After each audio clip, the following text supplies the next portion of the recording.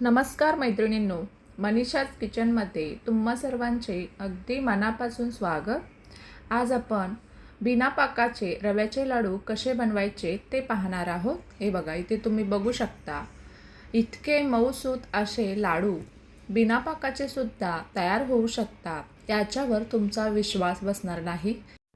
हे लाडू बनवायला अतिशय सोपे आहेत आणि खायला म्हटलं तर पाकातल्या लाडूपेक्षाही अतिशय चविष्ट लागतात।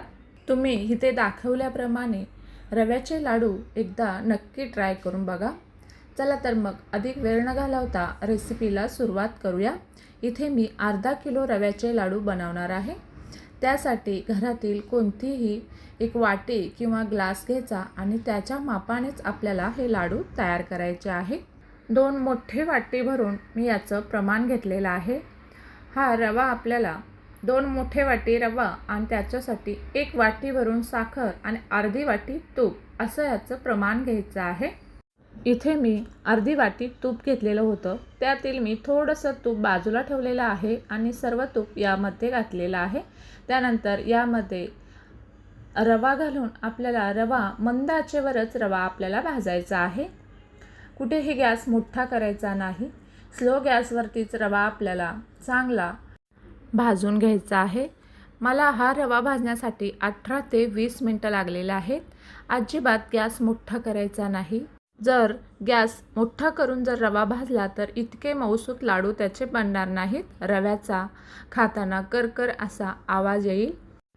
थोडासा रव्याचा कलर चेंज होईपर्यंत रवा भाजायचा आहे। अगदी लालसर सुद्धा या लाडूसाठी रवा भाजायचा नाही। इथे तुम्ही बघू शकता छान असा रवा भाजलेला आहे। आता या ठिकाणी गॅस बंद करायचा आहे। आता इथे आपण याच्यामध्ये साखर घालणार आहोत। इथे साखर आपल्याला मिक्सरमधून बारीक अशी वाटून घ्यायची आहे। 2 वाटी रवा घेतलेला होता, त्यासाठी 1 वाटी साखर घालायची आहे आणि ही साखर आपल्याला रव्यामध्ये छान अशी मिक्स करायची आहे। यामध्ये अजिबात गाठी होऊ देऊ नका। अशा प्रकारे छान असं मिक्स करून घ्यायचं। यामुळे काय होईल, रवा गरम आहे आणि त्यामध्ये जर साखर घालून आपण ठेवली तर साखर थोडीशी विरघळेल आणि छान असं रवा आणि साखर एकत्र मऊसूत असं मिश्रण तयार होईल।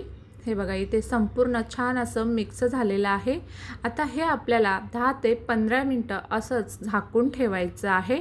10 ते 15 मिनिटानंतर इथे बघू शकताय तुम्ही रव्याला छान अशी वाफ बसलेली आहे। रवा अगदी मऊसूत झालेला आहे।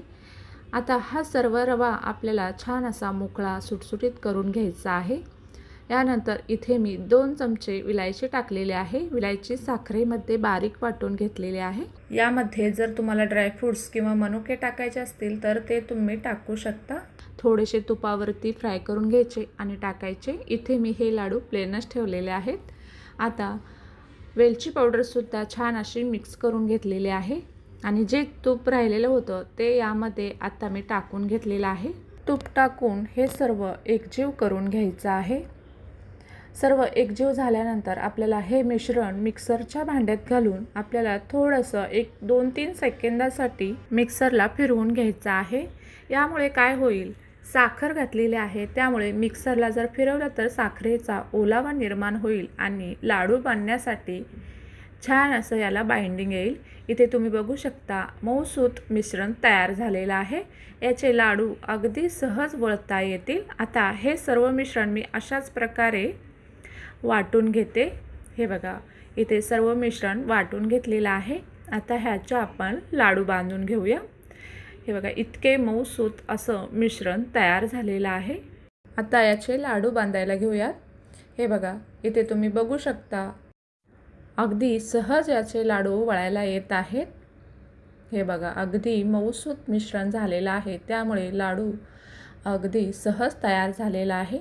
जर रवा मोठा असेल त्यामुळे जर एखाद्या वेळेला तुमचा जर लाडू असा वळता येत नसेल तर थोडंसं आणखी तूप टाकायचं आणि परत एकदा मिक्सरला फिरवून घ्यायचं। अगदी सहज लाडू तयार होतात। इथे मी अजून एक लाडू तयार करून दाखवते। तर मैत्रिणींनो, तुम्ही एकदा अशा प्रकारे रव्याचे लाडू एकदा घरी नक्की ट्राय करून बघा आणि कसे झाले हे मला कमेंट करून सांगा। हे बघा, दुसरा सुद्धा लाडू छान असा तयार झालेला आहे। जर तुम्हाला ही रेसिपी आवडली असेल तर व्हिडिओला एक लाईक नक्की करा आणि अजून तुम्ही जर माझ्या चॅनलला सबस्क्राईब केलं नसेल तर सबस्क्राईब करायला विसरू नका. चला तर मग भेटूया अशाच एका छानशा रेसिपीसोबत.